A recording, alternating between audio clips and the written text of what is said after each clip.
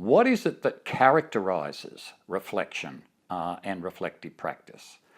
And so the first thing for me would be that if we're going to turn experience into learning, the idea that we experience, we hear, we do, we see thousands and thousands of things every day, but we usually don't take very much time to actually sit back and try and make sense of what they mean and how they're constructed and what lies behind them.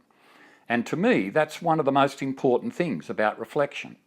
What we're doing is we are deliberately taking time to stand back from what it is that we have seen, from what it is that we've done, or what we've heard, to actually try and think about it in different ways, to reframe it, to think about it from different perspectives.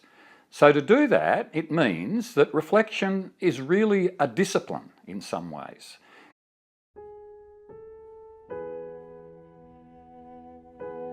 One of the things I think that's really important to talk about is, again, in the notion of the purposes of reflection. Now, a lot of people think, and they particularly think Dewey said this, reflection could be about solving problems. But he then went on to say it wasn't the only thing that reflection was. And I want to suggest very strongly that reflective practice is not just about problem solving. The idea of problem solving suggests to some extent a very Western notion of reflection. And a lot of the literature only looks at reflective practice within the Western literature, such as Dewey, such as Donald Schoen, such as various other people out of the United States, out of Europe and so on. What's really important, I think, is that reflective practice was going on thousands and thousands of years in other parts of the world before it became very important in the Western part of the world. So we go back and look at reflective practice, let's say, in relation to Buddhism, to Hinduism, to Islam. It's not about problem solving.